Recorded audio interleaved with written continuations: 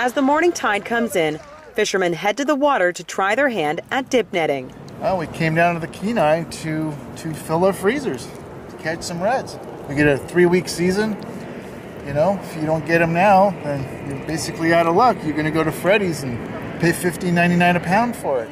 I gotta get one. For first-time fishers like Naomi Fagata, it's a lesson in luck, not skill. I gotta have my patience. It makes me more want to be in the water with all these people. So it's like I'm doing the same thing with all these people. Last year, dip netters caught 540,000 red salmon near the mouth of the Kenai. Oh my goodness, it's huge.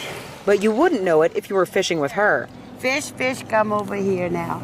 Oh boy. Should be 5. One by one, she watches her friends fill their limits. Is it mine? I thought it's mine. 5. First one to reach 5. Eventually, the waiting game grows old. This is how long already? Not even an hour, huh? And 2 hours in, her net is still empty.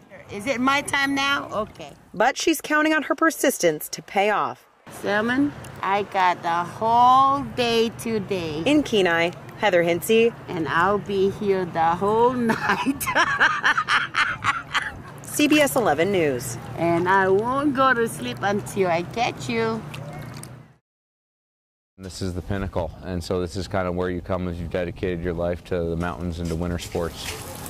Of course, you can't have a tailgate party without food. I'm making bagel sandwiches with ham and cheese. Pam Robinson traveled from Whitefish, Montana to be the head chef at the event. Hi, Rasmus. Hey, Pam. Good morning, baby. Every person who walks past the base camp kitchen instantly has a place in her heart. You're the best. It was a pleasure. Have fun. Be safe. But as happy as she is to welcome the tailgaters into her family, she can't help but think about the one person who's not here. He's like, I got to. Something's telling me I got to do this. I'll be fine. I'm just one run. And that one run was his last. It's the funnest thing in the world. There's nothing better than no worry. In the summer of 2011, Pam's 24-year-old son Aaron, known in the snowboarding world as A-Rob, was filming a movie in the backcountry of Chile. July 19th, the day Pam will never forget. Aaron just fell on the mountain and he's being taken away in a helicopter. Within 2 minutes of his fall, the whole world knew about it. So that I knew that Aaron was gone. Thank you. Thanks, Rob. Being in Alaska surrounded by people who knew and loved her son helps ease her pain for a short time. Thanks, Rasmus. Thanks, Rasmus. Behind her sunglasses are the eyes of a mother who doesn't go a day without crying. I know he's here, everywhere, but I just miss the physical warmth of my kid. Aaron was at the first Tailgate Alaska. Life is good in AK. That's what Aaron used to always say. Now 5 years later, almost everyone here has a story about him. Man, A-Rob, everywhere I ever went, that was the coolest place in the world. You were already there ahead of me, and that was priceless. I'll never be able to replace the time we got to spend together. Aaron lived in the mountains around the world, and now the mountains will be his final home.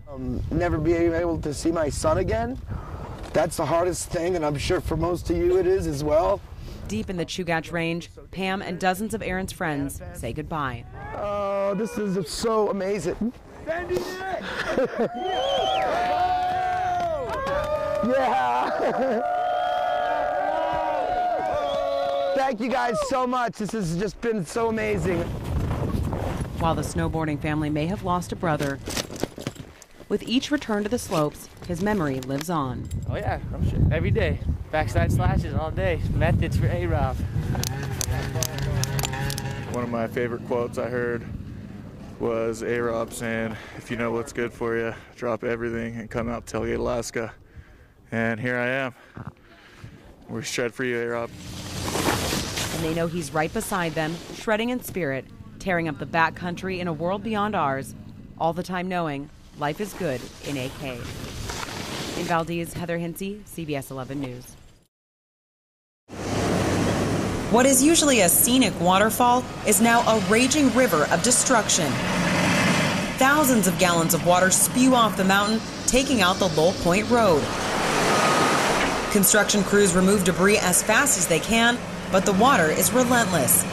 For the 60 people who live at Lowell Point, their only road in and out of Seward is gone. If it starts to torrentially come down, that's really going to affect what we do throughout the evening. And through the night tonight, I believe if they can't get it cleared, crews will continue at that waterfall to get that debris off. Businesses along the Seward Highway suddenly became waterfront property as the overflow swallowed the parking lots. We're going to put some riprap on the back in the morning. We've trying to get it out of the parking lot now, and I think it's going to be all right. It should be nice to for the rain to quit. We're going back to my house to get inside. Some people are finding creative ways to move around the flooding, while others have to go right through it. Surrounding creeks and rivers swelled so high, part of the Seward Highway was submerged under several feet of water, and the Department of Transportation closed it to one lane at a time. I think it's pretty nuts. Right. It's pretty crazy. Have a good one. Stay dry. Stay warm. It will be a long night for crews who work to undo Mother Nature's wrath, but it doesn't look like she'll let up anytime soon. Heather Hinsey, CBS 11 News. Well, we have lotion, a little friend mouse, and some soap. A little wrapping paper and a bright bow can go a long way. What the cat want from Santa? I didn't put nothing down. No? Former Palmer police officer Donna Anthony knows the power presents can hold. Wait, so you ordered for sheets? Is that what you wanted? Yeah. Okay. Especially for people who are alone for the holidays. But don't ask her to tell you why she started the Santa Cops and Heroes program. That's an emotional question. I think if you were in our position in law enforcement when you go to these calls, yeah, I can't even talk about it. Yeah. The program has made a difference for hundreds of seniors, like Evelyn Maddie, who got a special knock on the door last Christmas. Oh, I got to tell you what happened. I had a handsome trooper. Troopers, cops, and firefighters deliver gifts seniors sign up for ahead of time. There are no extravagant requests on this list, though. For most, it's just a hat or maybe some firewood. So you got gifts for you and the cat. Because what many of them really want is just someone to talk to. It's overwhelming. Really. It was overwhelming what happened. It made my day, my week, my holidays. But Santa Cops and Heroes isn't just about giving gifts. It's about helping neighbors in need. It just really brings you down to what Christmas is all about, and that's love. Sergeant Michaelin Manrique heads to Houston for a welfare check. A neighbor referred Michael Kennedy to the program when he was in danger of losing his home. And until I can prove that I don't apply for veterans benefits, I don't get Social Security either. So they paid my rent. Otherwise, I'd be living out here in the snow. Troopers are there to make sure seniors like Michael don't fall through the cracks. It's a balmy -10 here in the valley. And many will be back Christmas Day with a Santa-sized sack of gifts. Heather Hinsey, CBS 11 News. Yeah, you're being mischief, huh? Yep, I'm being mischief, baby. Mischief, baby. For the Gruen family, home is where the Army sends them. My daddy! Your daddy! That means Autumn and her 2 boys are living in Anchorage, while husband and father Josh is fighting overseas. In Afghanistan, fighting bad guys. In Afghanistan, fighting bad guys? He knows that Josh is gone, and he knows that he's in Afghanistan. And, you know, he'll talk to him on the phone. And Gavin just doesn't have a clue. She's no stranger to separation. Josh was in Korea when she went into labor with Ryder, but made it home just in time for the birth of his first son. This is the first time Autumn is left to raise 2 kids on her own.